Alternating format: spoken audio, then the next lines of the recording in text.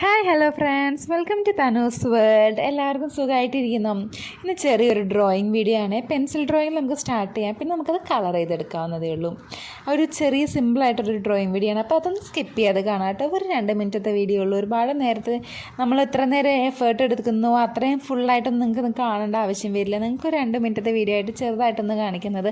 അപ്പോൾ അതൊന്ന് സ്കിപ്പ് ചെയ്യാതെ കാണാം കേട്ടോ. ഇപ്പോൾ ചെറിയൊരു ട്യൂബിയുടെ പെൻസിൽ വെച്ചിട്ട് ഞാനത് ഔട്ട്ലൈൻ കൊടുക്കുന്നുണ്ട്. ലൈറ്റായിട്ട് ഔട്ട്ലൈൻ കൊടുക്കാൻ കാരണം അത് മായ്ക്കേണ്ടി വന്നു കഴിഞ്ഞാൽ മായ്ക്കാനുള്ള എളുപ്പത്തിന് വേണ്ടിയിട്ടാണ്. ചെറിയ ഒരു ട്യൂബിയുടെ പെൻസിൽ വെച്ചിട്ട് നിങ്ങൾക്ക് നോക്കുമ്പോൾ കാണാൻ വലിയ കാര്യമായിട്ട് പറ്റില്ല. അതുകൊണ്ടാണ് ഞാൻ ഡ്രോയിങ് ഒന്നും പഠിച്ചിട്ടല്ല അത് വരയ്ക്കുന്നത്. അപ്പോൾ അതുകൊണ്ടാണ് അതിൻ്റേതായ മിസ്റ്റേക്കുകളൊക്കെ ഉണ്ടാകുമെന്ന് ആദ്യമേ തന്നെ ഞാൻ പറയുകയാണ്. വാട്ടർ കളർ വെച്ചിട്ടാണ് നമുക്കത് ഫില്ല് ചെയ്തെടുക്കുന്നത്. അപ്പോൾ അതിൻ്റെ ആ ബീഡ്സാണ് ഉള്ളിലത്തെ വട്ടത്തിൽ കൊടുത്തിരിക്കുന്നത്. അപ്പോൾ ഒരു മുറിച്ച് വെച്ചിരിക്കുന്ന അനാറ് അതുപോലെയാണ് ഉദ്ദേശിച്ചിരിക്കുന്നത്.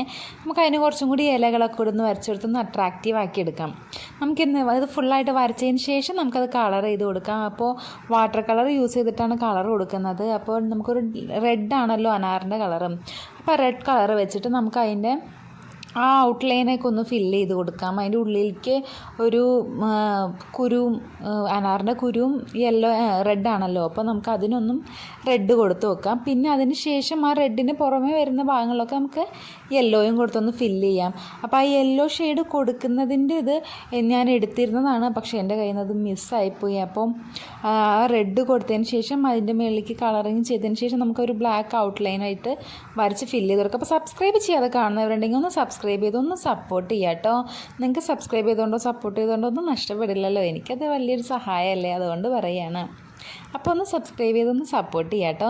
അതുപോലെ തന്നെ നിങ്ങൾക്ക് നിങ്ങളുടെ അഭിപ്രായങ്ങളും കൂടി ഒന്ന് കമൻറ്റ് ചെയ്യാം. നമുക്ക് ആ ഇലയ്ക്കൊക്കെ നമുക്ക് ആ ഗ്രീനായിട്ടൊന്ന് ഫില്ല് ചെയ്ത് കൊടുക്കുക. അത് വരച്ചതിന് ശേഷം നമുക്ക് ആ ഒരു ബ്ലാക്ക് കളർ വെച്ചിട്ട് ഒന്ന് ഫുള്ളായിട്ട് ഫില്ല് ചെയ്ത് കൊടുക്കുകയാണെങ്കിൽ കുറച്ചും കൂടെ അട്രാക്റ്റീവായിട്ട് നമുക്ക് ഫീൽ ചെയ്യും.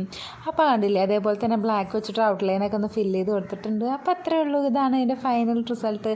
ഇഷ്ടപ്പെട്ടു എന്ന് വിചാരിക്കുന്നു. Thank you for watching. എല്ലാവരും ഒന്ന് സബ്സ്ക്രൈബ് ചെയ്തു